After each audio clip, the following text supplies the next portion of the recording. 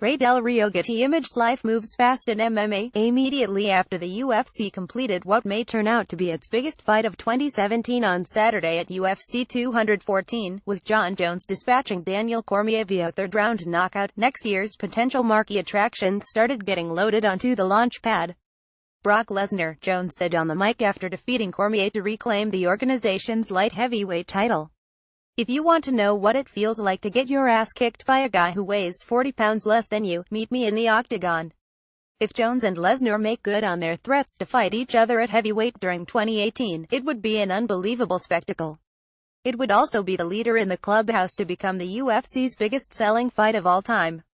Both parties have independently said they're ready, and UFC President Dana White is interested in the idea. A blaze of attention has sparked around the potential fight after Bleacher Report's Jeremy Botter tweeted July 20 that Jones vs. Lesnar was at the top of the organization's wish list for the coming year. Jeremy Botter at Jeremy Botter Extreme Fight for 2018 is Brock Lesnar vs. Jon Jones. Lots of things have to fall into place for it to happen. 2017720175048 as Botter noted, this bout is still a long way from becoming a reality. UFC Vice President of Athlete Health and Performance Jeff Nowitzki debunked initial reports that Lesnar had already re-entered the UFC's drug testing pool. Per John Morgan of McJunkie, the big man would still have to serve the remaining time on a suspension he picked up after testing positive around his most recent comeback fight. With Lesnar enjoying a lucrative but low-impact regular role with WWE, he could also merely be using all this Jones talk as a negotiating tactic for his next pro wrestling contract. But we can dream, can't we? Joining me to discuss the possibility of Jones vs. Lesnar is Bleacher Report lead combat sports writer Jonathan Snowden. Kavork Jansician Duffa LLC Getty Image Shot Dundas. On one hand, Jones vs. Lesnar seems too weird and wonderful to happen.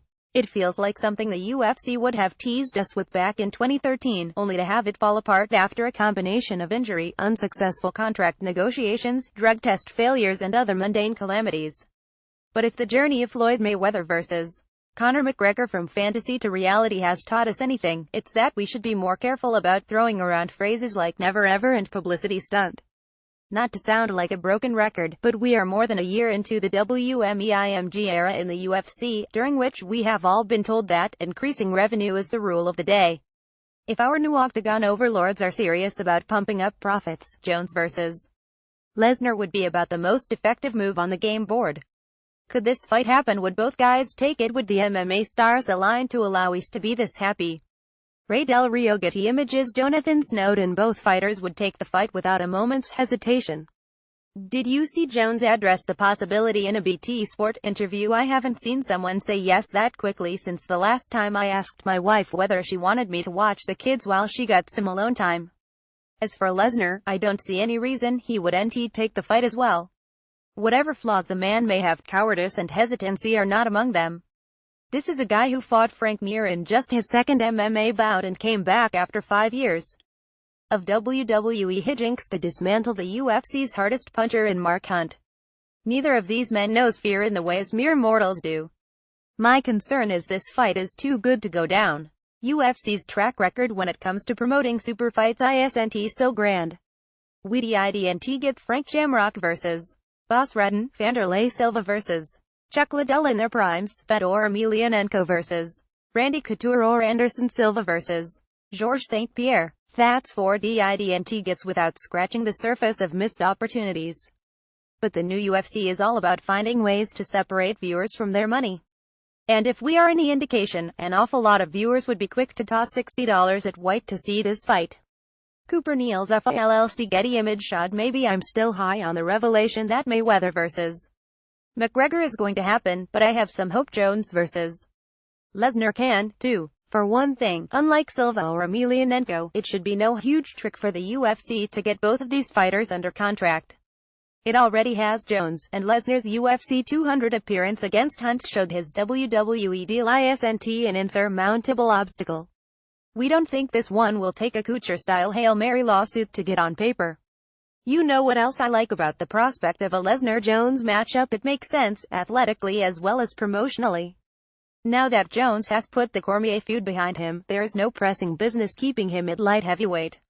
Conventional wisdom has always said he would wind up at heavyweight, and nobody is going to offer him the sort of payday or exposure Lesnar would. Meanwhile, at 40, his Brockness has eased into part-time duty with both WWE and the UFC.